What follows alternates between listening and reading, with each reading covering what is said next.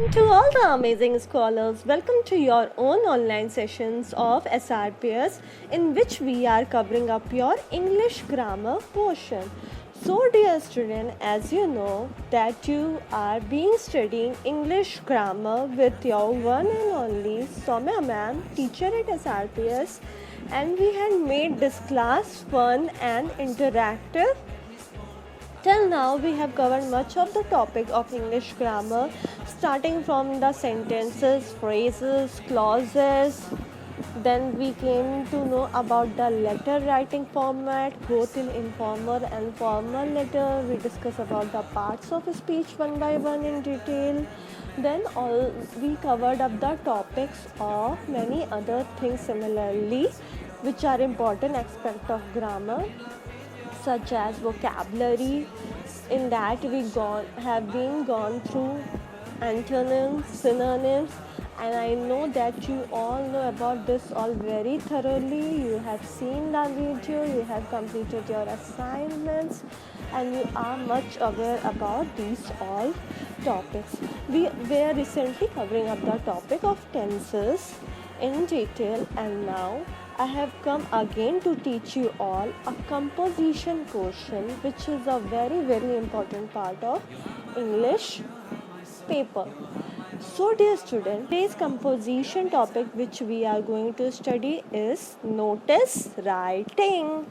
My dear learners, you might have heard notice word many times before. सुना होगा notice board होते हैं, notices pamphlet होते हैं जो आपको दिए जाते हैं schools वगैरह में, या notices निकल के आती हैं न्यूज़पेपर में. तो नोटिस हम एक बहुत ही इम्पॉर्टेंट पार्ट है इंग्लिश का. आपके एग्ज़ाम पॉइंट ऑफ व्यू से भी बहुत इम्पॉर्टेंट है और आपके लाइफ में भी बहुत ज़्यादा इम्पॉर्टेंट है, क्योंकि notice writing is a very important aspect which you meet day to day in your life. So we will study about this portion in detail. I will teach you all about notice writing, what do you mean by notice writing, what are the important aspects we need to cover up while writing a notice, then the proper format of notice writing, and then as we discuss in all the video, an example, because in learning anything example plays a very vital role. So without wasting much time, let us quickly come over to our this concept of notice writing. Student, first of all we will see that what is a notice. Notice क्या होता है? Notice is a written or a printed piece of information targeted for a specific group of people. Notice writing के बारे में हम पढ़ रहे हैं. तो नोटिस एक रिटन या फिर प्रिंटेड पीस ऑफ इंफॉर्मेशन होता है. मतलब या तो आप उसे हाथ से लिख सकते हैं या फिर उसे प्रिंट कर सकते हैं. ठीक है, तो ये एक रिटन या प्रिंटेड पीस ऑफ इंफॉर्मेशन होता है जो टारगेट करता है, मतलब कि बना होता है किसी के लिए, स्पेसिफिक ग्रुप ऑफ पीपल के लिए. ठीक है, जैसे मान लो फॉर एग्जाम्पल आपको किसी स्पोर्ट्स के बारे में इंफॉर्मेशन दी जा रही है जो आपके स्कूल के नोटिस बोर्ड पर लगी है, तो वो स्टूडेंट्स के लिए है ना, वो टीचर और प्रिंसिपल या फिर मैनेजमेंट स्टाफ लोगों के लिए नहीं है, वो सिर्फ स्टूडेंट के लिए. तो स्पेसिफिक ग्रुप ऑफ पीपल को ही टारगेट किया जा रहा है, राइट. तो इसीलिए नोटिस हमेशा स्पेसिफिक ग्रुप ऑफ पीपल को ही टारगेट करता है. एक और एग्जांपल से अंडरस्टूड कर लेते हैं. जैसे कि न्यूज़पेपर में कोई नोटिस छपा है, किस बारे में नोटिस छपा है कि कोई न्यू जॉब की वैकेंसी है. तो जॉब की वैकेंसी के लिए कुछ स्पेसिफिक डिटेल्स दिए होंगे कि 18 से 20 साल के लोग जो हैं वही पार्टिसिपेट कर सकते हैं इंटरव्यू में, और जिन्होंने ग्रेजुएशन कर रखा हो और ये काम है, इंजीनियरिंग का काम है, तो जो नॉन इंजीनियर पीपल है वो सब उसे नहीं कर पाएंगे. तो एक टारगेट हो गया ना कस्टमर कि 18 से 20 साल के लोग ही रहेंगे, प्लस उनके पास ये स्पेसिफिक स्किल होनी चाहिए. और जो लोग हैं जो इस एज एरिया में नहीं बिलोंग करते हैं, इस डिग्री को नहीं होल्ड करते हैं, वो तो उस जॉब के लिए अप्लाई नहीं कर पाते हैं, तो उनके लिए वो नोटिस नहीं है, राइट. तो इसीलिए हमेशा आपकी नोटिस जो होती है वो रिटन या प्रिंटेड पीस ऑफ इंफॉर्मेशन होती है which is targeted for a specific group of people. This is the meaning as well as definition of notice. Now it usually covers an event. जैसे कि मैंने बताया कि एक इवेंट के बारे में नोटिस बताता है, जैसे कि अभी स्कूल में स्पोर्ट्स कंपटीशन होने वाला है अगर, तो उसके बारे में नोटिस निकली है। समर वेकेशन होने वाला है तो आपको नोटिस डिस्ट्रीब्यूट की जाती है क्लास में, राइट।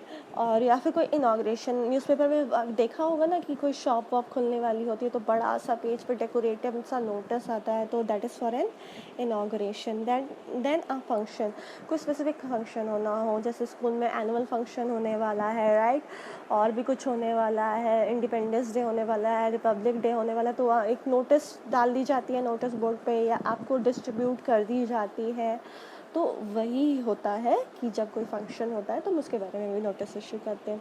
फिर जनरल इंस्ट्रक्शन के बारे में भी नोटिस दी जाती है, जैसे how to behave in the class, how to behave in the online session, which all bells you will attend, how much time period the online session will go on. This is for the general information, मतलब कि कोई आपको general information देती है तो उसके बारे में नोटिस होती है। तो नोटिस कहाँ कहाँ यूज़ होता है? एक इवेंट में यूज़ होता है, एक इनाग्रेशन में यूज़ होता है, एक फंक्शन में यूज़ होता है, और एक फिर जनरल इंस्ट्रक्शन के लिए यूज़ होता है।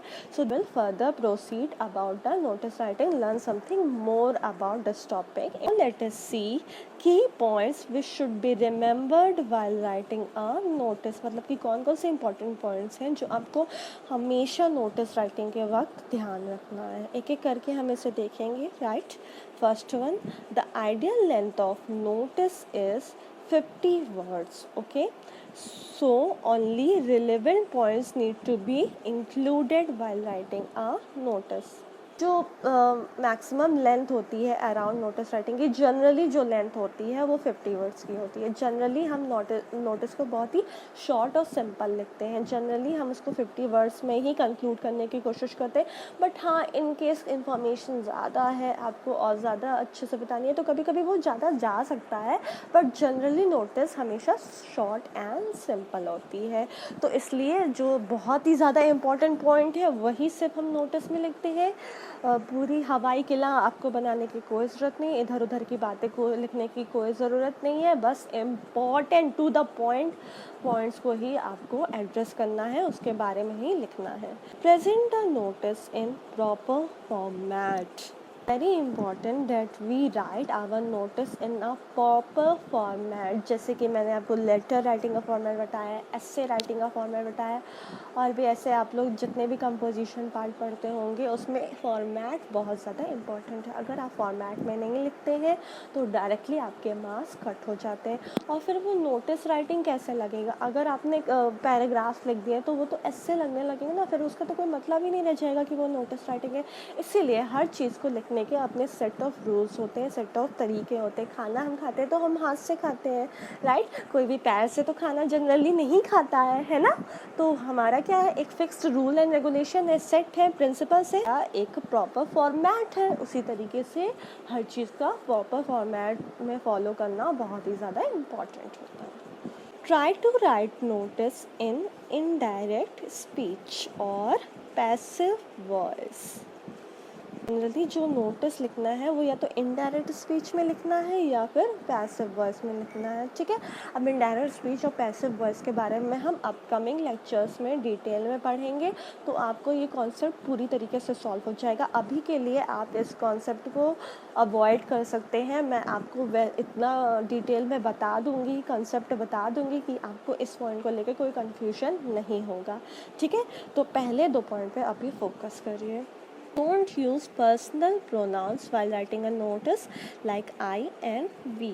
हमेशा नोटिस जो है वो एक ऑफिशियल पीस ऑफ इंफॉर्मेशन होती है जो एड्रेस की जाती है, जो बताया जाता है, इसलिए इसमें पर्सनल प्रोनाउन का कोई यूज़ नहीं है, जैसे कि आई और वी। हमेशा हम एक ऑफिशियल बात कर रहे हैं, नोटिस को एक ऑफिशियल तरीके से पेश कर रहे हैं, एक ऑफिशियल कॉन्सेप्ट है ये, इसलिए हम इसमें कोई भी पर्सनल प्रोनाउन यूज़ नहीं करेंगे। Let us come to see the important format of notice writing which is the most important part and it will give you maximum mark. So what is the most important thing?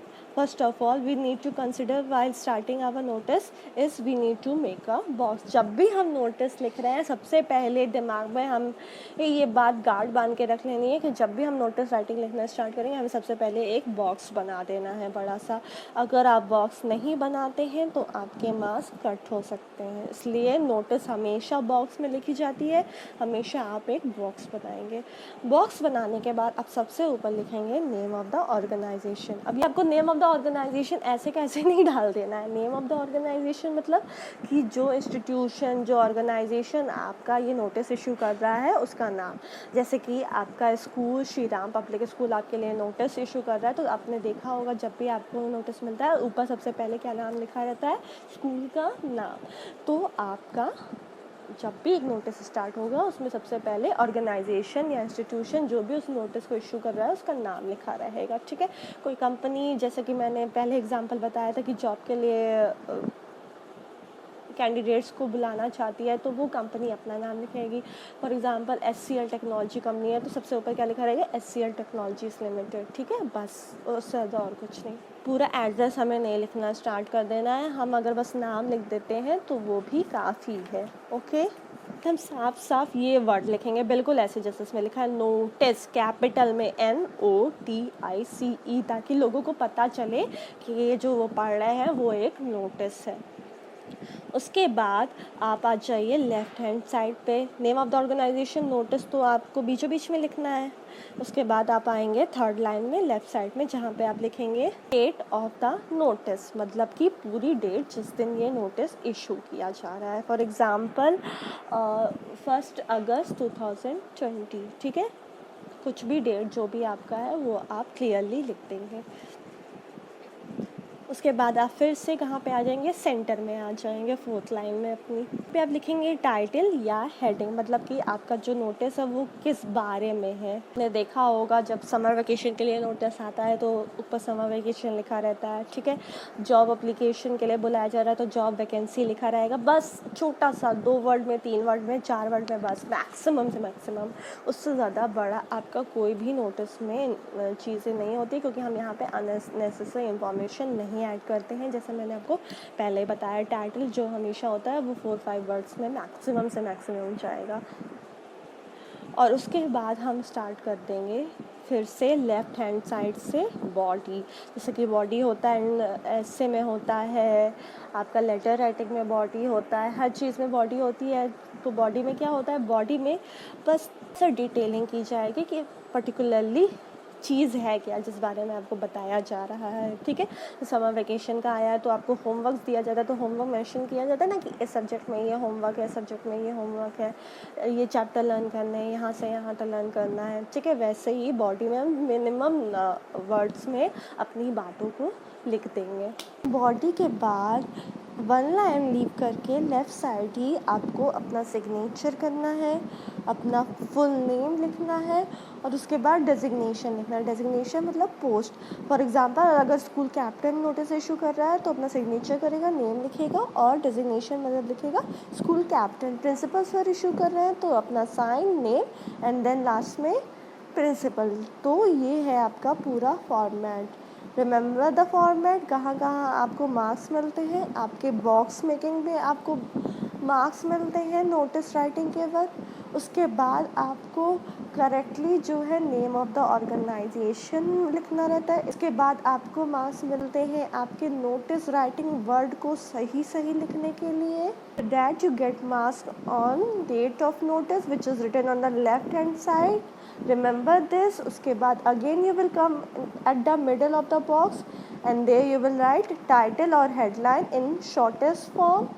और उसके बाद आप क्या लिखोगे, body लिखोगे जो आपका short and simple होगा विदाउट ग्रामेटिकल एरर्स. एंड उसके बाद आप फिर से लेफ्ट हैंड साइड में क्या लिखोगे, नेम, सिग्नेचर और designation. So this was the revision of the format of notice writing. And wherever you will get the marks in your notice writing. Okay, we will see some of the important points which we need to consider while writing the body of notice. मतलब कि notice का body आपको कैसा लिखना है, उसमें क्या क्या कंटेंट होने चाहिए, क्या क्या कंटेंट नहीं होने चाहिए, और जो हम पहले अभी इस लेक्चर के स्टार्टिंग में डिस्कस किए थे कि उसको मिनिमम से मिनिमम 50 वर्ड में हमें कंक्लूड करना है, तो उसके क्या क्या पॉइंट्स होने चाहिए ये हम देखेंगे। तो हमारा क्या क्या इम्पोर्टेंट है बॉडी ऑफ नोटिस में, सबसे पहले तो व्हाट, कि हमें लिखना क्या है। उसके बाद हमें बताना है कि व्हाट इज़ नोटिस अबाउट, मतलब कि ये नोटिस जो है वो किस मैटर पे डील करता है। समर वेकेशन के बारे में बता रहा है, कि जॉब वैकेंसी के बारे में बता रहा है, कि स्कूल में इंटर स्पोर्ट्स कंपटीशन के बारे में बता रहा है। तो इसमें हम लिखेंगे नोटिस में कि क्या इंक्लूड कर रहा है। उसके बाद हम बताएंगे कि हु, मतलब कि हम किसके लिए ये लिख रहे हैं, ठीक है, किसको हम एड्रेस करना चाहते हैं। जैसे कि स्टूडेंट्स लिखा रहता है ना जब आपके लिए समर वेकेशन का नोटिस आता है, या फिर कोई स्पोर्ट्स का नोटिस आता है, या एम्प्लॉयज़ के लिए नोटिस इशू कर रहा है कंपनी का चेयरपर्सन, तो वो लिखेगा। टीचर्स के लिए नोटिस इशू करें प्रिंसिपल, तो वो लिखेंगे। उसके बाद नेक्स्ट क्वेश्चन है हमारा वेयर, मतलब कि अगर कोई इवेंट होना है, इनॉग्रेशन होना है, तो वो कहाँ होगा, राइट। स्पोर्ट्स इवेंट है तो वो मेंशन रहता है ना कि इन द बैक फील्ड और in the front field, and then you have to answer when, मतलब कि ये इवेंट कब होगा, कब से कब तक होगा। स्पोर्ट्स कंपटीशन है तो 3 दिन चलेगा, starting from this days to that days, ठीक है। डांडिया नाइट है तो रात में, राइट। उसके बाद फिर आपका नेक्स्ट क्वेश्चन है व्हाट टू डू, मतलब कि कोई स्पेसिफिक इंस्ट्रक्शन है, जैसे कि होमवर्क कंप्लीशन के रिगार्डिंग नोटिस है तो you need to complete the homework and submit it on the reopening day, ऐसे आपका एक इंस्ट्रक्शन रहेगा। एंड देन होम, ओके, अगर आपका इंस्ट्रक्शन है तो आपको किसको सबमिट करना है, whom you have to submit, whom you have to contact to your class teacher or respective subject teacher in case of any doubt while completing the summer vacation homework, and after the completion you have to submit in to your class teacher. These are the 6 W's which you need to answer for writing the body of notice, and you have to conclude your notice body in minimum of 50 words। मतलब कि ये 6 question को आपको ध्यान में रख के अपने नोटिस को हमेशा लिखना है, और कोशिश करना है कि उसे शॉर्ट और सिंपल ही रखें। Next thing that you have to study in notice writing is example. Okay dear student, so as you know we don't make our lecture very long, so we conclude our lecture here only. An example we will discuss it in our next class lecture.